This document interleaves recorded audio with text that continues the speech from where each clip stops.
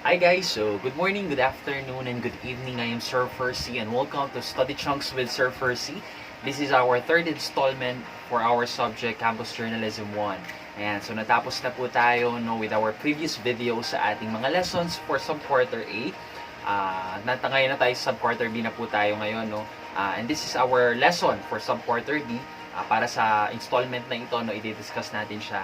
And by the way, I hope lahat po ay nakapag-comply, nakapagpasa. Well, so far hindi ata, meron atang 2 or 3 mga classmates nyo from 8 ASPEN na hindi nakapagpasa po ng ilan sa mga major requirements natin. Yung 2 po, yung ating written work, pati yung ating performance task. Ayan, so bawi na lang po tayo sa mga hindi nakapagpasa. Sana makapag-comply na tayo the next time kasi very crucial po ito, 2 na lang po. Bali, sa total, kung pagko-combine natin yung sub-quarter A and sub-quarter B, magkakaroon tayo ng 2 written works and 2 performance task for the first quarter period. And ang ating performance task po is equivalent to 50% of your grade. So, very major po ito, itong performance task natin. On the other hand, ang atin naman pong written work, if I'm not mistaken, is 20% of your grade. And the mere fact po, nakakaunti lang ito, yung isang ma-miss nyo ay malaking factor na po malaki na po yung effect niya sa grade nyo. Ayan, so even though na tayo ay enhancement subject lang naman, I still hope na makapag-comply tayo, na hindi natin i-treat ang subject na ito bilang minor subject lang, po. Kasi ay ginagawa din po ni Sir Fercie ang best ko, para ma-provide po sa ating lahat yung ating mga learning materials, etc. and etc. So anyways, maraming salamat po sa inyong lahat because you're still with me now, pinapanood itong video na ito. Thank you so much po 8 ASPEN, I appreciate you all, especially to those who accomplished the assessment activities po na kahit hindi naman required, talaga nag-effort pa din kayo na sagutan sila. Ayan. So don't worry po, meron po akong reward sa mga nag-comply po, nagkumpleto ng ating mga assessment activities.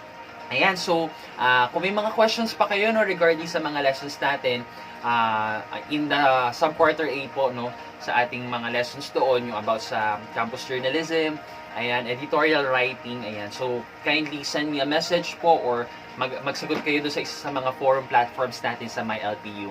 Alright, so for this video, for this installment ng ating study chunks, magkakaroon po tayo ng panibagong lesson. And this lesson po is the only lesson po na itatakal natin for the entire sub-quarter B period. Okay, so sana wag nyo nang i-miss itong video na to, itong lesson natin, because we are going to learn or to study about news writing. Okay, so sabihin mo nga news writing. Ayan, so news writing, in this lesson po, we are going to learn the conventions of writing a news. This lesson is equivalent to 3 class meeting. So, saktong-sakto po itong discussion na ito para sa entire period na magkakaroon tayo sa sub-quarter B. Ayan, so for your information lang po class, meron ang ating sub-quarter B deadlines po ay na-adjust ng 1 week, instead of October 16, magiging October 23 po ang deadline ng ating mga written work and performance tasks. The same with your other subjects if I'm not mistaken. Ayun, so before we begin po, formally begin dito sa ating discussion about news writing, may I just invite everybody, samahan ako sa prayer na ito. Come on, let us pray, Close your eyes, let us pray. Lord of light and wisdom, grant us bright intellect, sound judgment, and retentive memory. Help us to study patiently, orderly, and diligently, to develop our gifts and make good use of them, according to your will, as we commit ourselves to Veritas et Fortitudo, Prodeo et Patria. Amen and Amen. So yun, thank you so much. Sinabayan niyo ako sa prayer na yon, kaya mag-start na tayo sa ating topic about news writing. Ayan. So, pagbabalita, pagsusulat ng balita. Okay, so familiar naman tayo siguro dito, meron na tayong idea, naka-encounter na rin kayo, ng mga newspapers, yung mga news natin dyan, news stories, yan, weather forecast, crime reports, okay, showbiz news, foreign news, diba? So, yung mga bagay na yan, business news, yan mga iba't ibang uri ng news articles natin. But anyways, proceed na tayo. For our learning objectives, at the end of the lesson, the learners must be able to demonstrate an ability to identify the elements that make news. Okay, and number 2, to demonstrate the ability to write a news following the set of guidelines. Wait lang, medyo malikot pala ako. Ayan, so, wait lang Ganun ko lang itong ating upuan. Ayan. So, yun yung ating learning objectives. For the key terms naman po, we have news, inverted pyramid, headline, lead, and beat. Ayan. So, malalaman natin kung ano po ng mga terms na ito, miya-miya lamang. Okay, so let's start. News. Okay, literally speaking po, the scope of news reporting encompasses everything under the sun. This is true. North, East, West, South, kung kahit saan man na yan, no, lahat ng mga events na nangyayari dyan, notable events po, we consider them as worthy for news. No? Every second, in every place, in this world, no, in the entire galaxy, in the entire universe, there will be breaking of events. Alright? So, a birth of a prodigy, a death of a superstar, no, a territorial dispute, ayan, a disease outbreak, a new boxing champion, and the discovery of a new species of ants. Lahat ng yan, balita. Okay? Lahat ng po yan, balita. That is also the reason why news is called news. It has to be new. Okay? Ang balita daw dapat laging bago, laging updated, no? Since yesterday news or yesterday's events are as good as history, they are no longer news. Kapag po ang balita ngayon, no, lumipas ng isang araw na hindi na ibalita, hindi na po relevant yan. Hindi na natin pwedeng ipasok yan bilang balita. Okay? That is already a part of the history. Okay? Yung mga balita kahapon, hindi na po sila pwedeng tawaging balita ngayon. They are already a part of the history. Alright? So, it's your, sana tayo? As a student, no, a student journalist you are, okay? You need to have a keen sense of what's going on around you and be able to cover it before the clock hits 12 midnight. Yan yung pressure, no, sa ating mga journalists, sa ating mga reporters, sa ating mga field reporters, no, na meron balita today, kailangan ma-publish nila yan, ma-report nila yan within the day. Kaya mapapansin nyo sa mga TV reports natin, no, nasa kalagitnaan ka ng teleserye, biglang may commercial, biglang mayroong breaking news update. No, kasi may bagong dumating na kailangan maibalita siya bago matapos ang araw. Okay, mapapansin nyo din po yan, di ba, sa mga networks natin, sa mga, yun nga, everyday, no, sa morning may balita, no, sa tanghali may balita, sa hapon may balita, pati sa midnight may balita. Kasi meron at merong balitang nangyayari every minute, every second sa buong mundo. Kailangan siya maibalita bago po matapos ang araw. Okay, kasi pag lumipas na po ang isang araw, hindi na po yan matatawag na news. Okay, kasi yun po yung essence ng news, di ba? From the word, yung sa journalism natin, di ba? From the word journal, daily dapat ng pagbabalita. Okay? So, a nose for news is what it's called. Okay? Meron daw isang skill na dapat may pinoposes tayo bilang isang journalist. And I believe meron tayo nun. That is the nose for news. It's your strong feeling, no, that something or someone is acting suspicious or out of the natural order. As student journalist, you have the duty to be the mouthpiece of your school and your community. No? Ako bilang isang journalism graduate, isa sa mga na-develop sa aking skill, no, is yung pagiging observant sa paligid, pagiging sensitive, no, doon sa mga tao sa paligid mo, sa community mo, especially po itong mga public officials, itong mga barangay mga community leaders natin, no, barangay officials, yan yung mga nakikita natin sa TV. Nakikisama tayo nakikiisip tayo kung ano ba tong nangyayari. Okay, kahit yan simple sa bahay nyo, sa community nyo, no, kapag may napansin kayong hindi siya tama or out of natural order, parang suspicious, no, parang kahina-hinala, no, actually that is something na masasabi natin na pwedeng magbigay sa inyo ng balita. Okay, na yun ang pinaka first step sa isang journalist, sa isang reporter, na meron siyang nose for news. Alam niya kapag ang isang event ay kabali-balita. Okay? Dapat alam nyo yun. Dapat nakakaramdam kayo nun, no? So, as student journalist, you have the duty, no? You have the duty to be the mouthpiece of your school and your community. Especially po in this time of pandemic, napakahalaga po na tayo ay nagvo-voice out, no? Na tayo ay nagpo-publish ng mga ganitong uri ng articles. Kasi, your generation needs a trailblazer. Kailangan ng generation nyo ng pioneer, ng leader, no? Whose eyes are open with everything that is going on, but also upholding logical and unbiased reporting. Okay? So, as a matter of fact, everybody is called for it, no? Journalist ka man or student ka lang, no? Hindi ka man interested sa journalism, pero nagpo-post ka ng mga information online, no? Kung ikaw yon, then kailangan mong marinig to. To present information, you are called to present information. Call it a news or an opinion or just merely a random Facebook post in a what? in a fair and comprehensive manner. Okay? Dapat hindi ka bias. Dapat kung ano yung nakita mo or kung ano yung na-research mo, okay, kung ano yung totoo, yun yung ilalagay mo. Okay? Hindi ka dito mag-e-edit ng mga information kasi ito, mas matutulungan ka nitong suportahan yung opinion mo. Okay? Or dahil mas dadami yung likes mo, kaya iibahin mo ng konti, ito-twitch mo ng konti yung ilan sa mga facts doon. No, that's not news reporting and you are not called for it. Baka makasuhan ka pa ng libel. Diba? So, kailangan po dito unbiased, no, factual, and comprehensive reporting. Okay? So, ganun po pag sinabi nating balita, no, actually, it's very practical for us since we are all making use of information, we are all perceiving scenarios around us, ganyan, ino-observe natin yung mga yan. Tapos pag tinanong tayo, uy, anong nangyari? Okay, that's the point na sasabihin mo kung ano yung nangyari. Pero this time, no, hindi ka na kailangan tanungin kung ano nangyari because you are concerned na kailangan malaman to ng mga tao sa paligid mo. That's why you are going to publish that particular news event. Okay? Pero mamaya aalamin natin, no, paano ba tayo magsusulat, no? Kung gusto mo na ngayong magsulat, kung gusto mo na ngayong meron ka na ngayong gustong ibalita diyan sa mga tao sa paligid mo. Okay? Ngayon, mamaya, tuturuan natin ang mga sarili natin kung paano tayo makakapagsulat ng isang totoong balita. Okay po? So, yun. Sana excited kayo doon. Now, let's proceed to the different elements of news.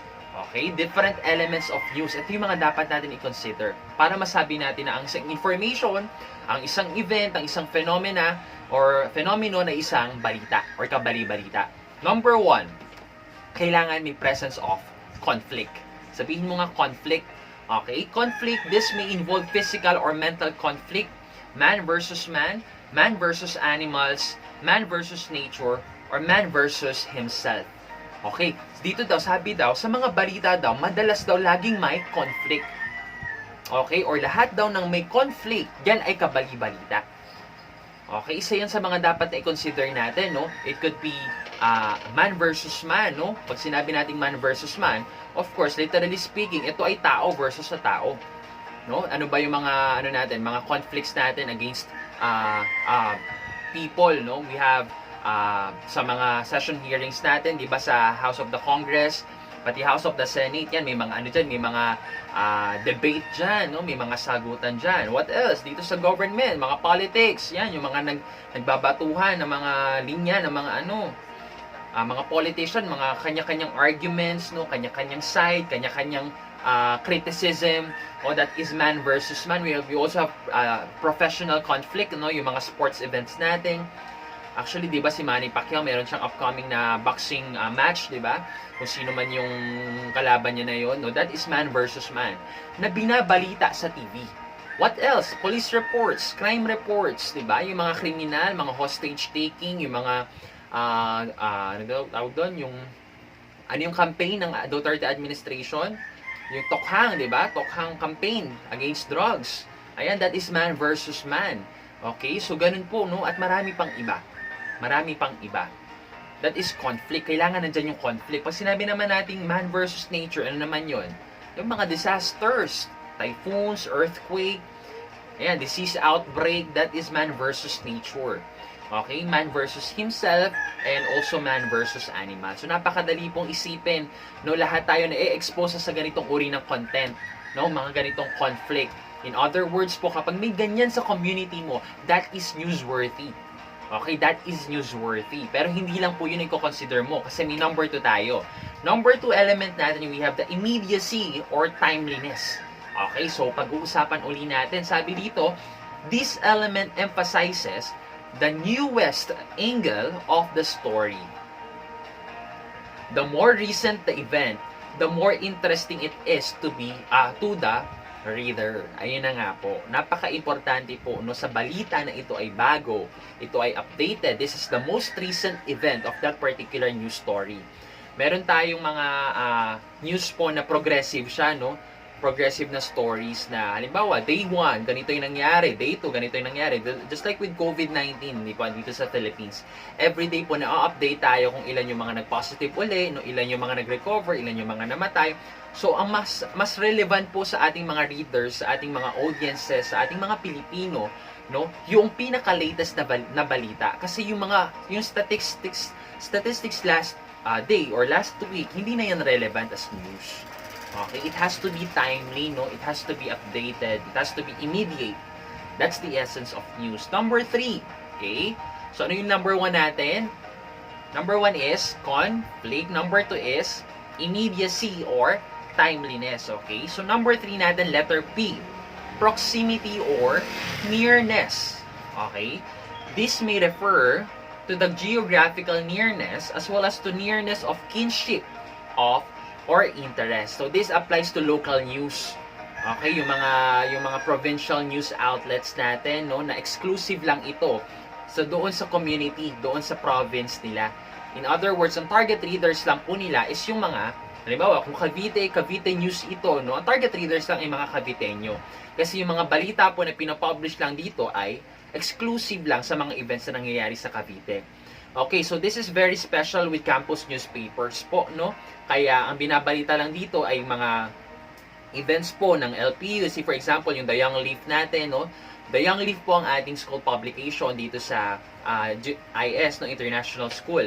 Ayan, so may proximity in the sense na yung target readers mo, which is the international school students, ay makaka-relate lang, sila lang yung makaka-relate doon sa news mo, which is about the events of international school department. Okay, whether yan man ay junior high, yun, mas specific pa nga kung junior high yan or senior high. Okay, that is proximity. You need to also consider yung proximity.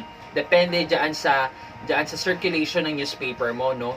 Kung yung scope ng newspaper mo is national, then most probably mako-cover mo dapat lahat, no? Luzon, Visayas, Mindanao, dapat updated ka sa mga balita diyan. Okay, pero kung nag-circulate lang ito sa Luzon, then yung lahat ng mga areas and provinces and towns sa Luzon, okay, yun lamang po ang pwede mong maibalita. Kasi ang mga makakabasa niyan ay taga Luzon lang. Okay, hindi ka pwedeng mag-publish ng mga balita from Visayas kasi hindi makaka-relate yung mga readers mo. Okay, this also applies to kinship, sabi dito. Pag daw related dun sa mismong tao, ganyan. Actually, binabalita din. There was one time, no, actually dito sa amin, kamag-anak namin, nabaril siya. Just recently, January ba yun? Basta this year lang din. Ayun, so nabaril siya, ganyan, dito sa may amin. Tapos binalita siya ng Cavite, sa parang somewhat, Go Cavite, ayun, Go Cavite sa Facebook. So, yun, maganda din iyon, no, na meron tayong mga ganung balita. Tapos ang target reader natin, mostly, is yung around that area din, no, pati yung mga relatives. Ayan, so ganun po ang ibig sabihin ng proximity or nearness. Kailangan yung ibabalita mo ay makaka-relate yung target readers mo. Okay po? So, number 4, oddity or unusualness. Okay, oddity or unusualness. So, this refers to strange or unnatural events, objects, persons, and places. An odd story is interesting not because of its news value, but because of the human interest side of it. Ayan naman, no? Ito naman yung parang breath of fresh air sa news reporting natin. Kapag merong pinanganak na na octuplets, or kapag merong new species ng langgam, tapos yung langgam na yun, dalawa ulo, ganyan. So, dapat ganun ka-odd, no, yung mga events. May mga ganun mga instances tayo, no, na binabalita siya. Not because dahil malaking balita ito, no, not because importante ito, pero because merong naka-attach doon na interesting na event. Okay, tinatawag na human interest story. Ayan, so newsworthy din yan, no? Kaya nagtataka ako, bakit kailangan ibalita kapag nanganak na yung isang showbiz celebrity? Hindi naman ako interesado doon. Kayo ba? Interesado ba kayo doon, no?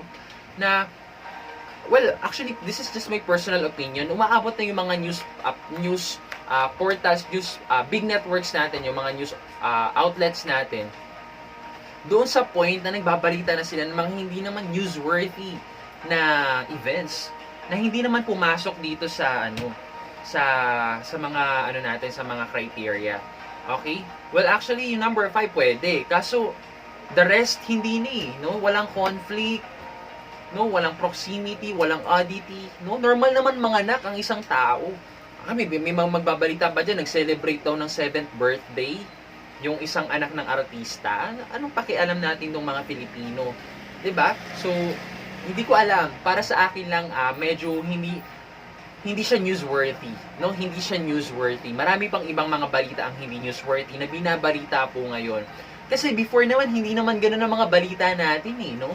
Talagang kung ano lang talaga yung latest and yung hottest news na makakapag-serve ng public interest, no? Yung interest talaga ng mga viewer, ng mga audiences, mga readers. Yun lang yung binabalita. Ano na, hindi ko lang alam. Okay, baka may mabalita lang talaga itong ating mga networks. So, yun po yung oddity or unusualness. Kailangan unique, no? Kailangan talagang icebreaker siya, no? Sa gitna, in midst of bad news, in midst of this very serious news, in midst of crime news, police reports, ganyan. Meron tayong isang balita na talagang very unique, no? Na, yun, talagang nakaka-refresh. Okay? So, number 5 natin, papasok dito yung prominence. Okay, ano yung number 4 natin? Oddity. Number 3, proximity, conflict, and immediacy. Number 5 natin, we have the prominence. Some people are more prominent than others by reasons of wealth, social position, or achievements. Ayan, hindi na natuloy yung ating sentence doon. Pero anyways po, no, familiar na tayo dito kapag merong laban si Pacquiao, binabalita yan sa TV. Kapag may bagong teleserye ang isang sikat na artista, may binabalita yan sa TV. No, kapag yung mga government officials natin may mga ginawang anomalies, corruption, binabalita po yan sa TV, si President Duterte, okay, even yung mga Hollywood stars na kilala dito sa Pilipinas, yan, binabalita na rin yan sa TV, mga Korean stars, yan, binabalita na yan sa TV, as long as they are prominent, okay, they are popular among the readers, no, mga Filipino, ibabalita at ibabalita yan. Okay po, pero yung mga birthday, no, kung hindi naman papasok, kung prominence lang naman ang titingnan natin, hindi sapat. Okay, kailangan nandun pa din yung conflict, nandun pa din yung proximity or nearness, nandun pa din yung oddity, nandun pa rin yung immediacy. Okay po, mahalaga po iyon, no? Talagang dun naman talaga tayo may concern eh, no? Wala namang implication sa atin kung mag-birthday or manganak ang isang celebrity, no? Pero kung wag naman sana mangyari, kung yan ay namatay doon sa pagkakapanganak, yun, newsworthy yan. Okay, pero kung naging successful naman, just like the usual setup ng ating mga nanay dito sa ating bansa, okay, wala namang something dyan, no? Nanganak, edi okay, congratulations, diba? Diba, kung invite tayo doon sa birthday niya, no? Doon sa christening niya, doon sa baptismal niya. Eh, kaso hindi. Ayan. Yung mga weddings, pwede pa, no? So anyway, so yun po yung ating elements ng news. 5 po yun, no? We have letter C for conflict, I for immediacy, P for proximity, O for oddity, P for prominence. So, C po. CI pop. Ayan, parang ganon. Okay, so proceed na po tayo. Nakailang minutes na tayo? 23 minutes. Okay, so doon po tayo nag-end for this video. Yan, patuloy po tayo sa ating next video naman. Okay, discuss natin itong lead. Okay, and try natin tapusin hanggang dito sa structure ng ating news, which is the inverted pyramid. Okay po, so that's all for this video. I am Sir Fercie and this is Study Chunks with Sir Fercie. I will be seeing you in our next video. Goodbye and God bless.